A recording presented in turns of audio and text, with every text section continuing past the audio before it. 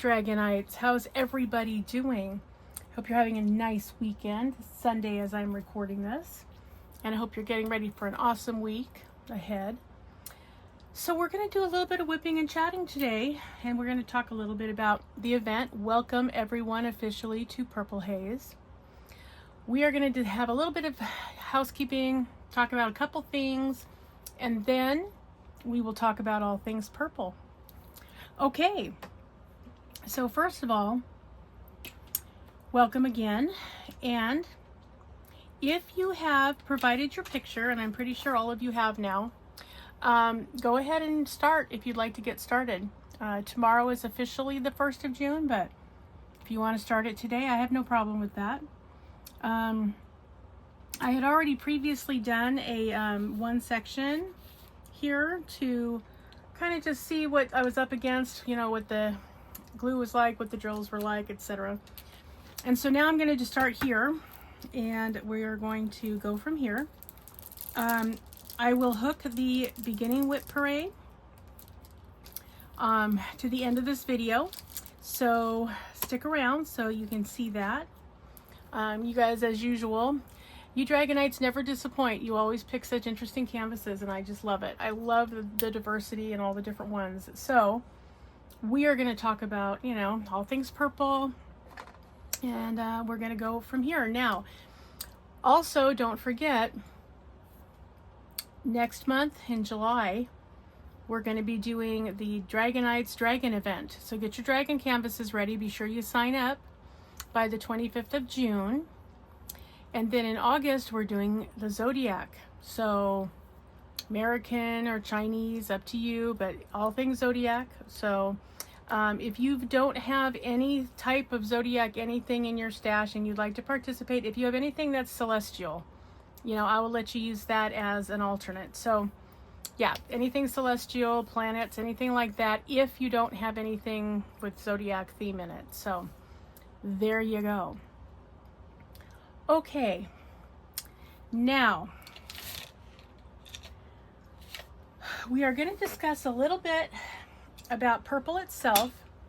I'm going to do a whip and chat with you guys each week as usual.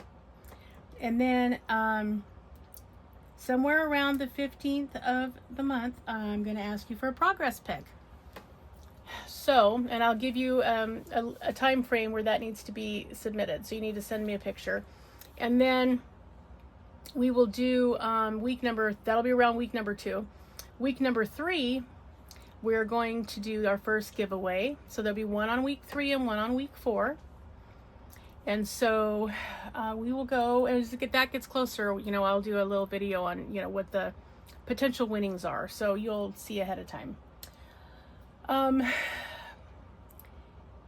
Also, let's see.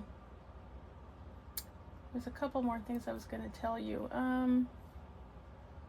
Well, I'll bring them up as we get started so that, you know, we got some stuff to do, okay? So, first thing, Purple Haze. Why did I call it that? Well, first of all, let me give you why and what Purple Haze is, okay? So, officially, Jimi Hendrix's song, where he talks about purple haze, okay? He was a big sci-fi fan too, and so he had just recently read Philip Jose Farmer's 1966 novel Night of Light, and that featured an alien planet where a purple haze disorients the inhabitants. So that's why he references purple haze. It's also a cannabis strain. Sorry, guys, but if that's a problem for you. But it's a highly potent sativa dominant strain of marijuana. So that's another thing. But my reasoning is more the pop culture reference, which is it's occasionally used as a metaphor for a state of confusion, mental disorientation, or an ethereal, dreamlike state. Here's the part I like. It bridges the gap between reality and the imagination. Lord knows we need to bridge that gap so that we can, you know, seriously go about that, okay? So that's why I decided on it, because I kind of liked that. So, you know, there it is. Take it or leave it, I guess. Now,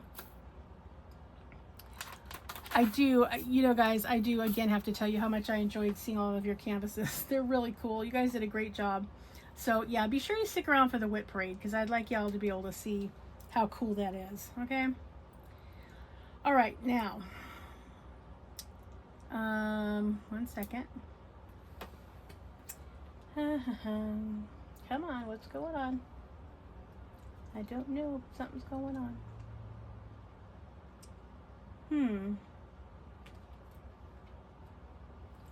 Let's see. Just having technical difficulties. Okay. All right.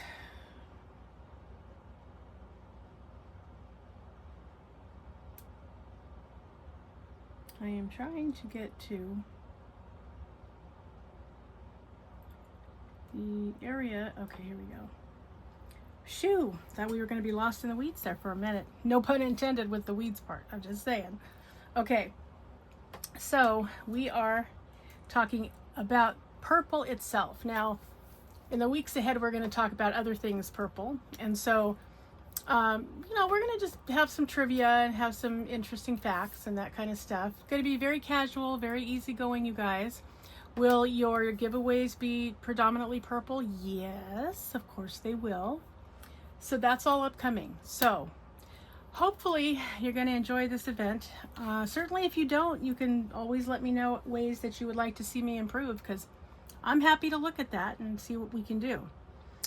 Okay, so let's talk purple. So, purple is deeply tied to royalty and luxury due to the historical scarcity of the dye. A non-spectral color, it does not actually exist on the visible light spectrum. How about that? It's not really there. Instead, it's a visual trick our brains create by combining red and blue light. So how about that? My favorite color doesn't exist. I'm telling you. There's always something interesting going on, right? I know. Okay. Some of the history. Ancient exclusivity. True Tyrian purple, quote unquote, dye was originally made from the mucus of rare sea snails in ancient Phoenicia. It took around 250,000 snails to produce just 1 ounce of dye, making a pound of purple wool cost more than a year's salary. How about that, you guys? I mean, seriously, wow. That's wow. That's a lot of money back then. It would be a lot now if it cost you a year's salary, wouldn't it? Yeah. Royal decree, because it was so incredibly expensive, purple was heavily restricted. Roman emperors like Julius Caesar and Nero decreed that only the emperor was allowed to wear the color, which is where the phrase "born in the purple" originates. Which is interesting because I had not heard that particular colloquialism. So yeah, let me know. Did you guys always have heard, you know, growing up in the purple? Due to the historical cost and rarity, you won't find purple used as the prominent color on any major national flag today.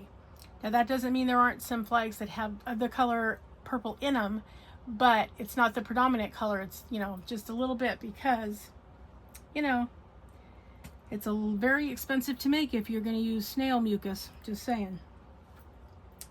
Okay, it's an optical illusion. Physics recognizes violet, quote unquote, as a true wavelength, but purple is classified as a non-spectral color. Because it spans 2 separate ends of the spectrum, your brain simply invents the color when it receives conflicting inputs. So there you go. Your brain tricks you into seeing purple. The accidental discovery. In 1856, an 18-year-old British chemist named William Henry Perkin accidentally created the world's first synthetic purple dye, which was called mauve, while trying to synthesize a cure for malaria. So how about that? Came upon it accidentally trying to find a cure for malaria. Just no end to the interesting things about purple, you know what I mean? Pretty cool. Okay. Let's see.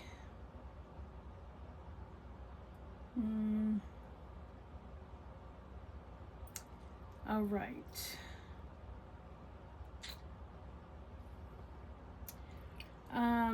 Little culture, little trivia. The presidential honor in the United States military, the highest honor for bravery awarded to those wounded or killed in combat, is the Purple Heart. How about that? And if you've not ever seen a Purple Heart medal, if you know anybody who knows somebody who was combat wounded, you should take a look at it. It's really a beautiful, beautiful medal. It is sometimes awarded posthumously. So if somebody is killed in battle, it's highly likely it's going to go to their beneficiaries, whomever they are. Musical tribute. After the musician Prince frequently used the color throughout his career, Pantone released an official custom shade of purple in his honor named Love Symbol No. 2. March 26th is celebrated globally as Purple Day, a grassroots initiative started in 2008 by a 9-year-old Canadian girl named Cassidy Megan to raise awareness for epilepsy. A person who has deep love or attraction to the color purple is known by the Greek-derived term porphyriophile, which I will put on the screen for you right up here because that's quite a word. But it literally is the definition is a lover of the color purple. So there you go. Now then.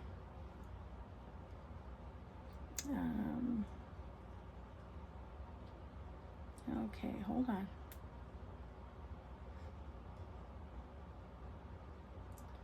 Let's see.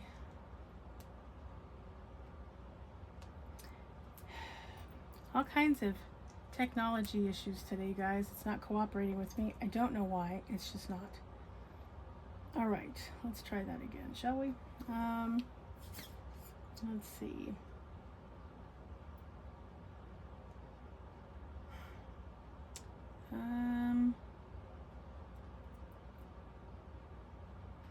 Okay.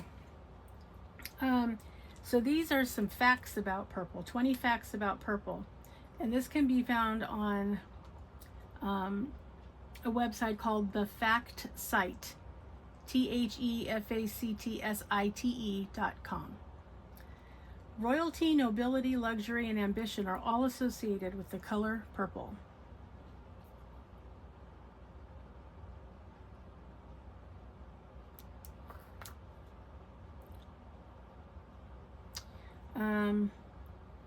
What other facts do we know about this magical color?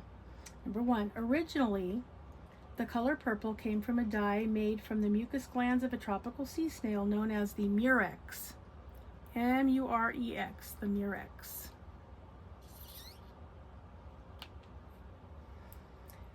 The murex's Latin name is purpura, which is where we get the word purple from. Because purple dye was so different to obtain and expensive to produce, the color became the royal color in many parts of the world and is traditionally associated with royalty and power. In Japan, the color purple signifies wealth and position. Okay. Purple is the hardest color for the eye to distinguish. Isn't that interesting? And yet some of us seek it out because we love the color. So maybe the hardest to see, but doesn't stop us, does it? Okay, so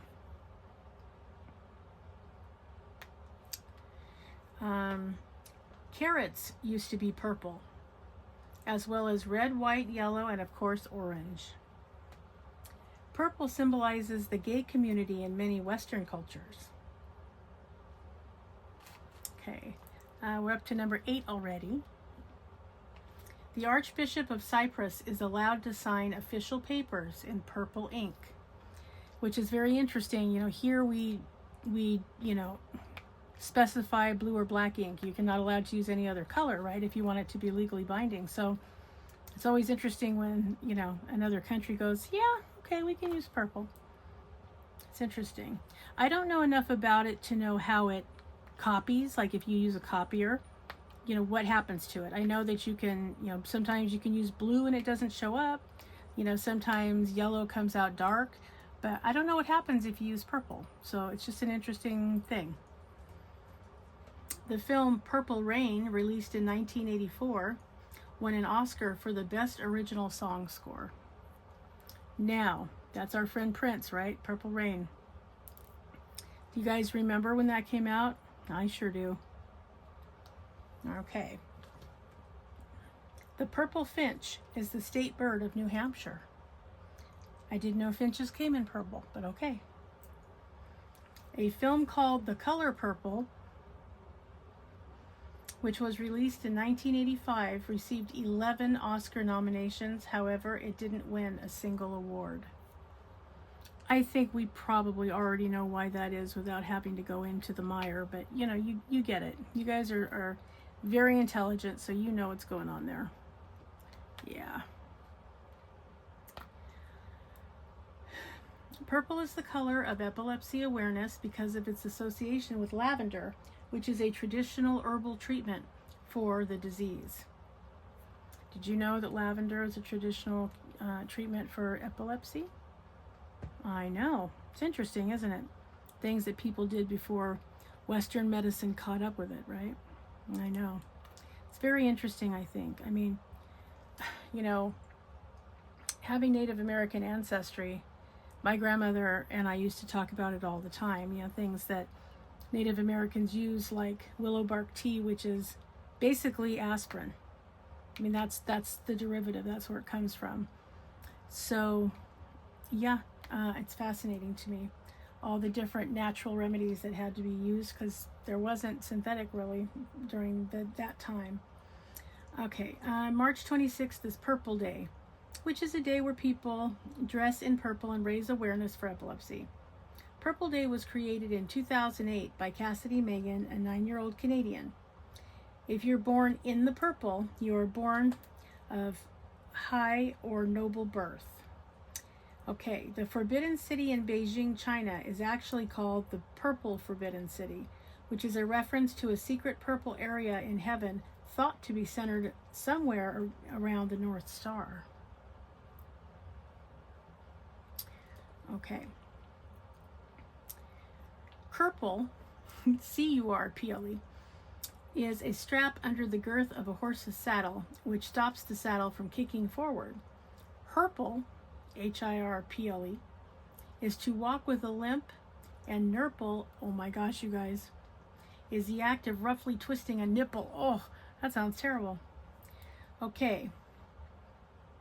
Samuel L. Jackson said that he would only play Mace Windu in Star Wars if he had a purple lightsaber.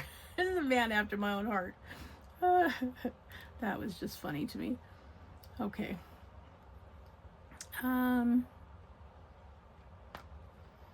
Dominica, El Salvador, and Nicaragua are the only nations on Earth to use the color purple in their flags. So see, there's a few countries out there where there is a shade of purple in their flag, but it's not the prominent color because, again, it's not cost efficient because purple is expensive. Okay. And in the garden, or I'll just say as an aside, on a color wheel, those of you who do anything with art or painting, you'll know what I'm talking about. In the garden, the perfect complementary color to purple is yellow. So there you go, in case you're wondering. So those are the interesting facts about purple that, you know, we had a chance to,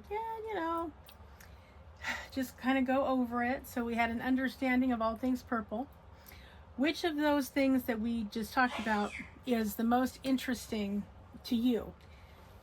Were you unaware of any of those? Because I'd like to know if you actually, didn't know some of those facts. I thought some of those things were very interesting. I didn't know there was a word for lovers of purple. That was fascinating to me. So, and again, I will, make sure that's on the screen. But yeah, I found that interesting. I also think it's fascinating that it's not an actual color we can see. Isn't that something?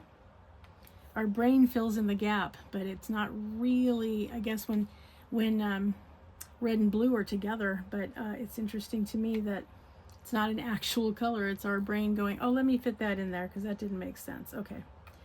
So, yeah. But it's my favorite color, so, you know, I absolutely love it. And that's one of the reasons why we're doing this event, because purple, all shades of purple are absolutely extraordinary, and I love all of them. So, that's what's going on. What else is going on?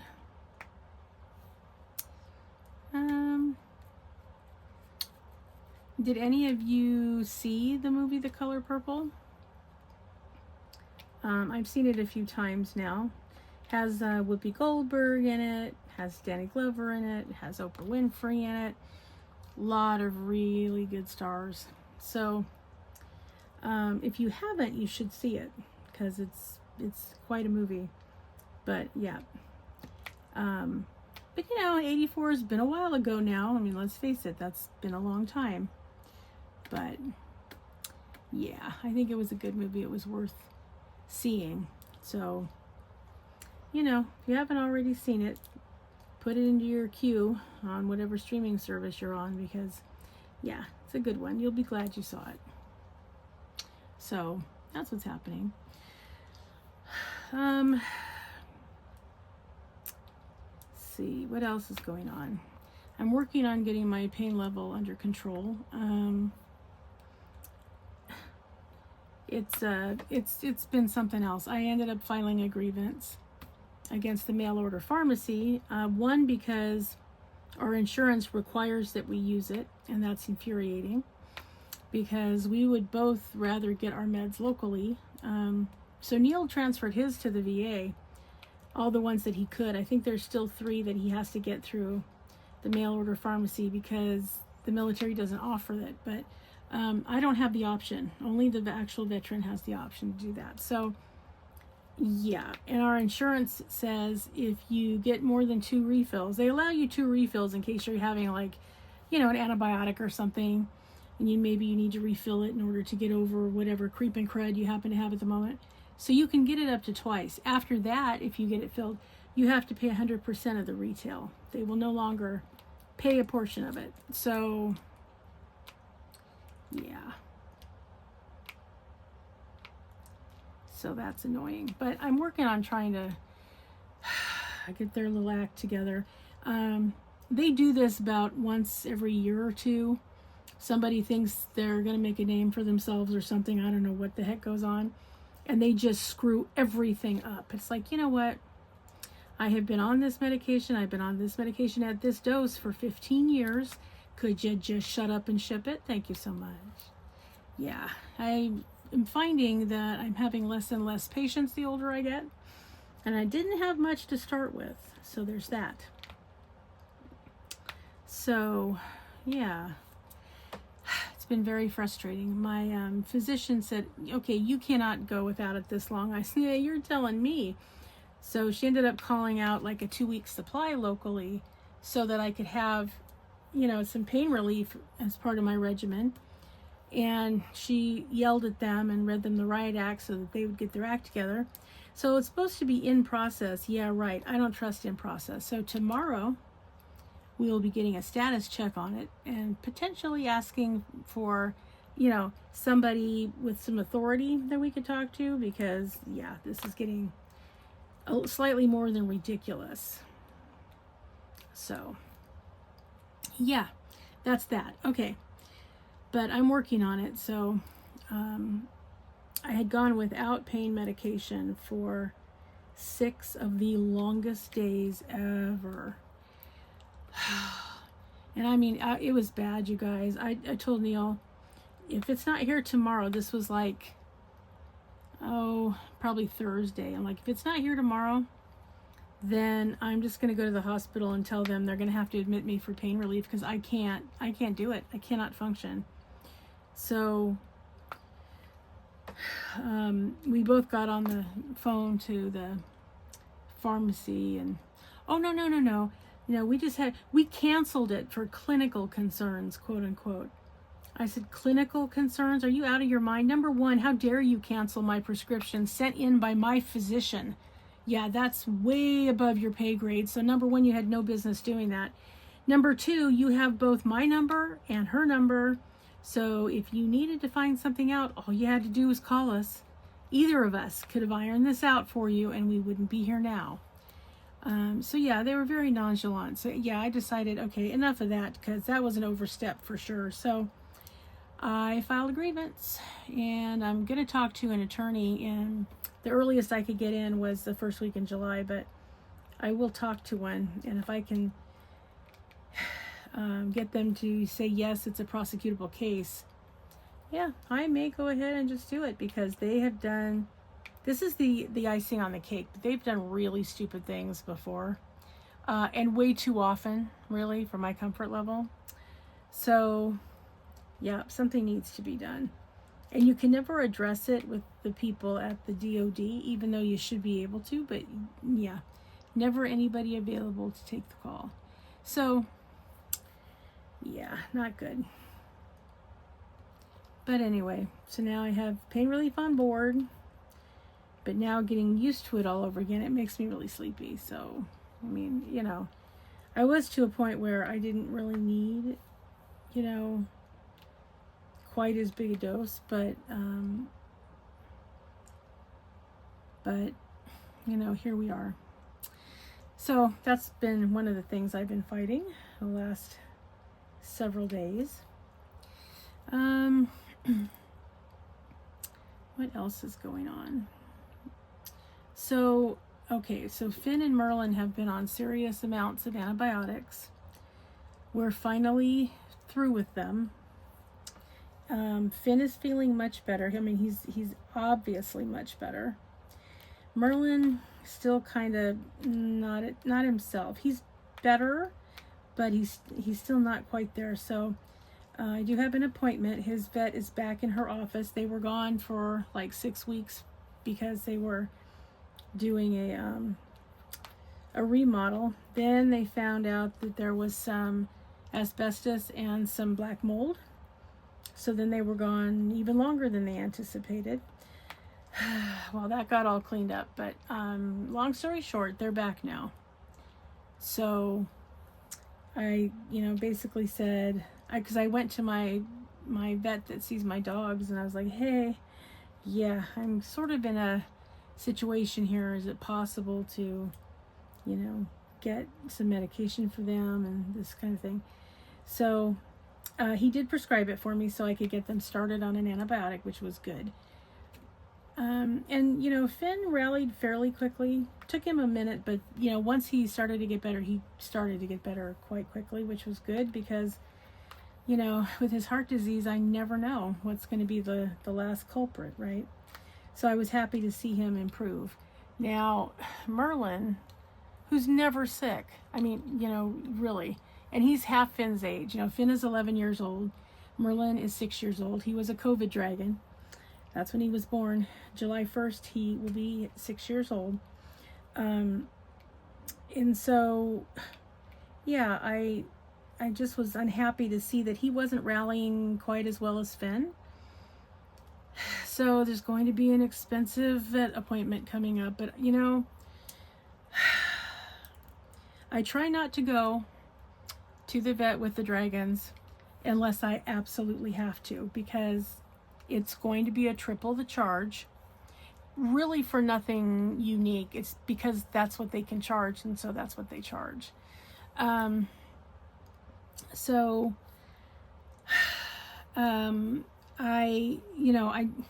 I try not to go because it's really a thing for me, and it's a pet peeve about being overcharged and all of that. So, and I will say that my vet's really good about answering questions over the phone and stuff, and, not just outwardly charging me all the time, which I appreciate. But I already know that, blood work is I think it's up to $162. And I know that the x-ray is $125 per view. And then her office visit's $82. So, you know, it's $400 every time I take the dragons in. So it's frustrating. So that's going to be a thing.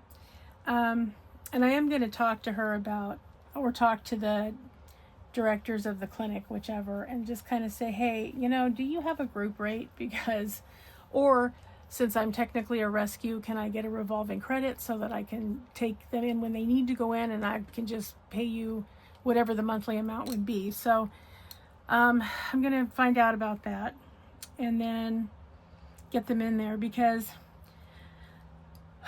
Claire has lost some weight. You know, I cut her back by 10%, which is what the vet said I could do for her if she didn't lay any eggs, and she didn't. So all that time she was 900 grams and she didn't lay a single egg. Okay, so now she's down to I think she's down to 884 maybe. So she's lost like 25 grams, which is fine. But I mean, she's obviously still a big girl. And again, she's never even looked like she was going to be laying eggs. Now, she's 2 years old. She's actually 2.5. She turned 2 on Thanksgiving. So she's 2.5, and she's reached sexual maturity. So as an adult female, she should be considering laying eggs. That would be a natural course of action for her. So I don't know, guys. I'm not sure what to make of it. But since she has not had any, I would like to take her in for a well check, because, you know, reproductive harm is what kills most female reptiles. So before we get into an emergency situation, I'd really like to know, you know, how's she doing? Does she have any follicles going on?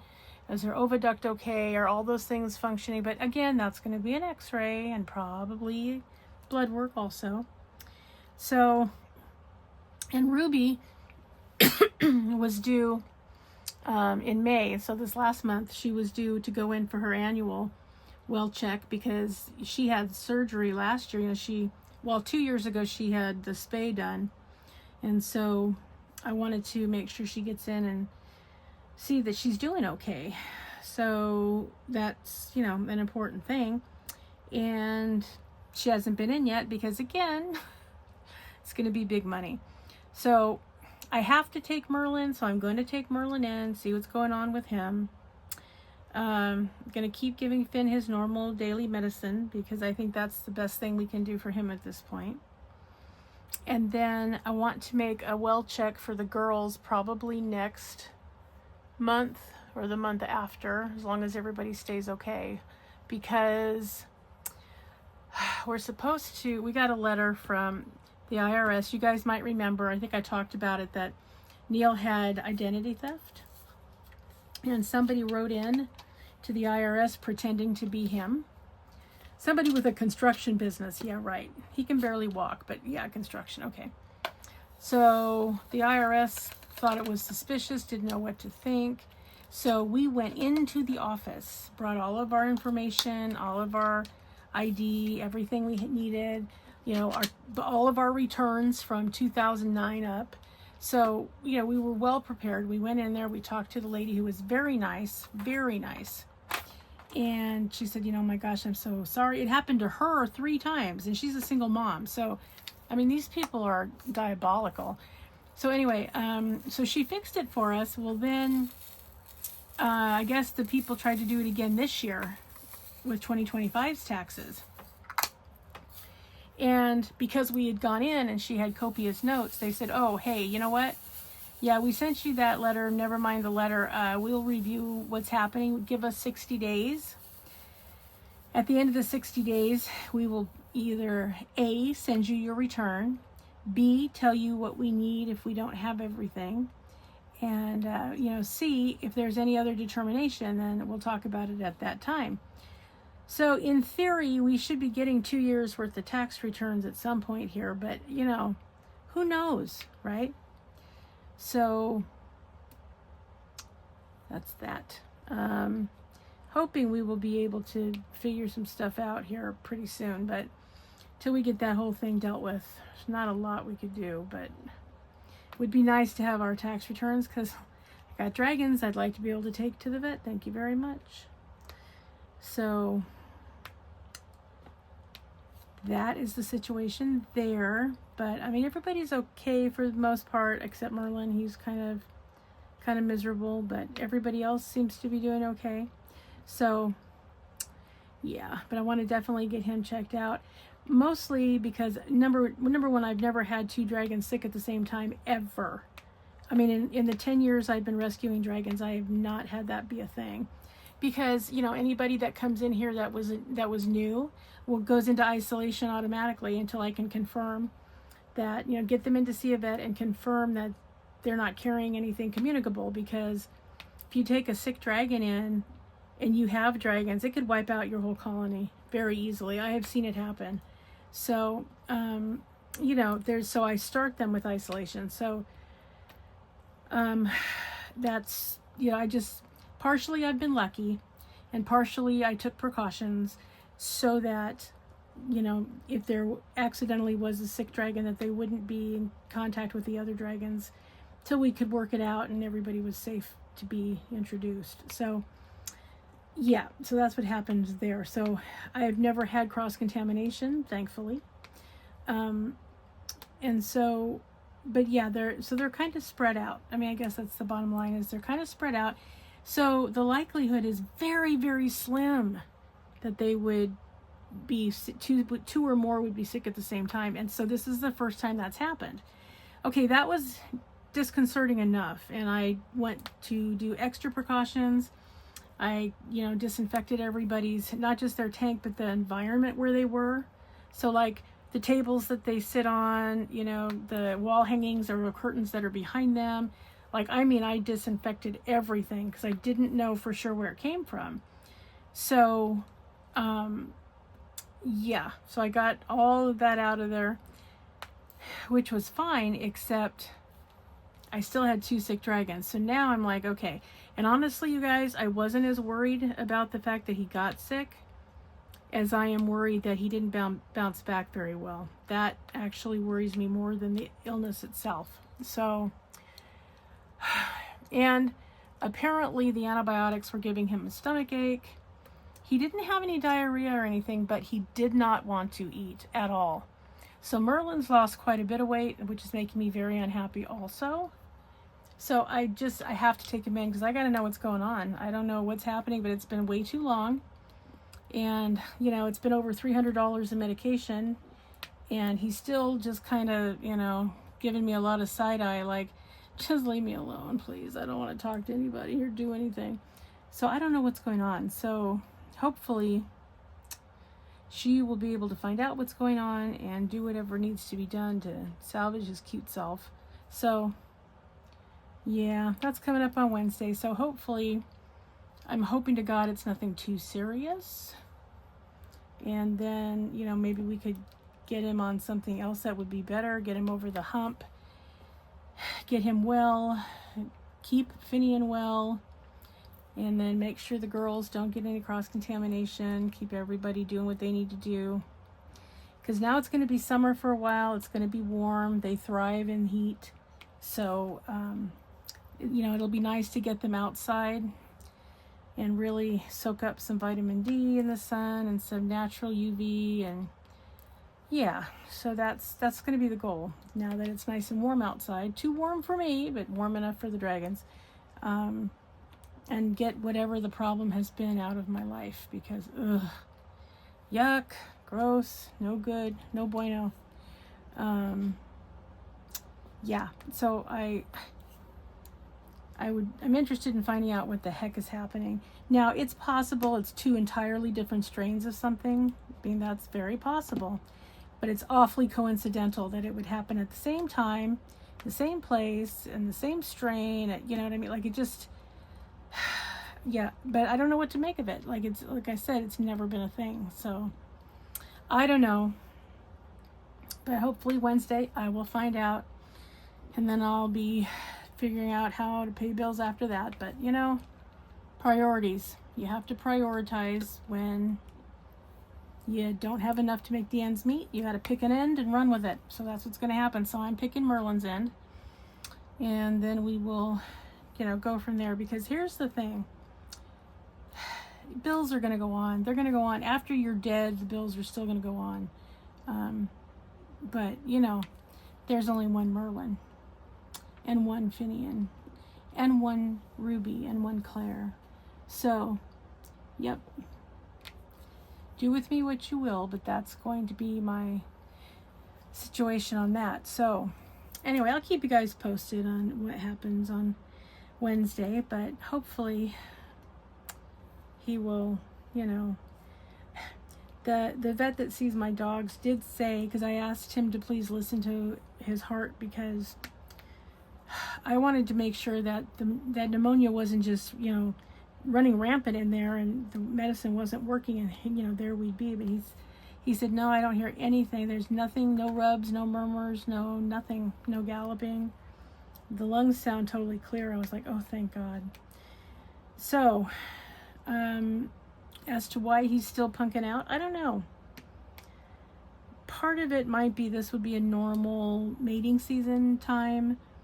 So, it's entirely possible that he's getting his signals crossed, or maybe they're just staying crossed. I don't know, but it's like he doesn't ever, recoup. It's almost like he goes from mating season into brumation. He doesn't take the normal end of summer, beginning of fall time to rest, recuperate, and eat himself silly so that he has enough paunch on him to last for his brumation for 2, 3, 4 months.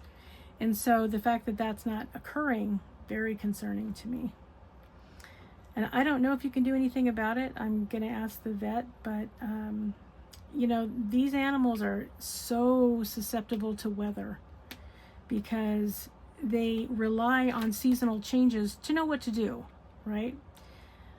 So they know, oh, burr, it's cold, time to sleep. It's like, oh, look at the beautiful flowers, it's springtime, oh, time to mate, and then, oh, it's egg laying season, everybody steer clear of the nursery areas.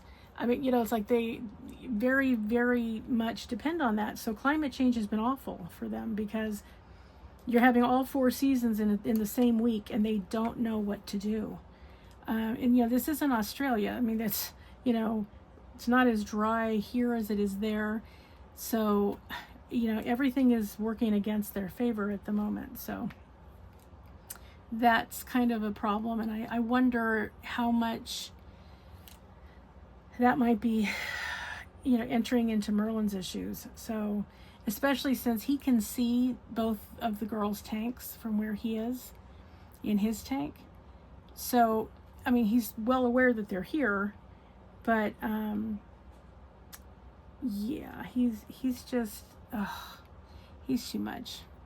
He's a big baby, though. He's really a sweet dragon normally, but it's like, I don't know what to say when he's, that mean. So, yeah, I don't know. So that's what's happening with that. So Wednesday, hope to find out what's happening with Merlin. The rest of the dragons more or less seem to be doing pretty well. But I definitely do, want to be able to take them in and have a doctor see them, take a fecal sample, give them a once over, make sure that everybody's really okay. And then I will take a sigh of relief when I know, oh, okay, so, this is happening or that's happening, or, there's nothing we can do about this, but try to get him out into natural sunlight, or, whatever it is. So, yes, that's what's going on with that. My daughter-in-law's birthday was just here on the 25th of May.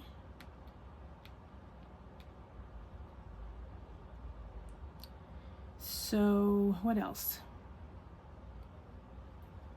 That's pretty much it, I think. Not a whole lot happening. Still working it out with my kids about how they're gonna try to get out here for the holidays. Everybody wants to, but it's so crazy to me. Right now, this minute, it would be $1,400 for my middle son Tyler and his family, his wife and his daughter and son, to fly out. And for my oldest son, for Devin and his 2 kids from Florida to fly out is $1,500, which is just insanity. So they say that the best time is September 4th through mid-October, I guess, is when it's the least expensive for a holiday flight. So we're all going to look and see what we can figure out about that time. Devin has it. He made the first quarter and the second quarter bonus. So that was exciting. So he got the first one already. Then he has the second one that should be here in time to, find the flight and book it. And so Tyler's trying to budget for his. So we'll see how that works. He may still need help. So I'm trying to figure out how much, we can help, because we also have to, if we're going to be hosting Christmas, that requires gifts and food and, all those kinds of things. So, and my sweet little Mason's birthday is coming up in June on the 18th. So, yeah, go figure. I don't know. But we're doing the best we can. So we're just thinking positively and hoping that, some kind of realistic price for flights is going to happen soon. Yeah, we hope so. But yeah, we'll see how everything goes. We're trying to have our family Christmas early so that we don't have to be bogged down by custody issues on Christmas and Christmas Eve and all that. So they're hoping to come out from the 18th to the 22nd, which is nice because my birthday is the 19th. And we would have our family Christmas on the 20th, and then everybody, the 21st, they could just kick back and enjoy some rest. And then everybody flies home on the 22nd. So that's the plan. We'll see how it goes. If any of you guys, have an airline, because my oldest son's very upset because Spirit Airline went out. So that makes it a trauma for him. He's got to figure out a different way to maneuver the flight. So if any of you guys know an inexpensive way to fly, or when you found, good pricing, or if anybody knows anybody that has a companion fare or any of that, please let me know. But I have been bending your ear for about an hour, so I am going to let you go. Thanks for hanging out with me. Enjoy the rest of your week. Have a great week. And enjoy the WIP Parade, which is coming your way. And remember, always be a dragon. Spread your wings. Protect those you love. Have fiery passion. Stay strong, slay your fears, and always fly high, rise up, and soar. All right, Dragonites. Big hugs to all of you. New subbies, thank you so much for subbing in. We're almost to 1,700, you guys. I think we may have to do a giveaway for 1,700. Holy moly. So, thank you very much, new subbies. Welcome aboard to the Diamonds and Stuff family. Tried and true subbies, bless your sweet little hearts. I love seeing all of you in the comment section, and I love all your emails. So, big hugs to all of you. Enjoy some beautiful weather if you're having it. Stay in if it's not beautiful weather, please. Ooh, no, too hot. Ugh. And I will see you in the next one. Enjoy the WIP Parade. Bye-bye.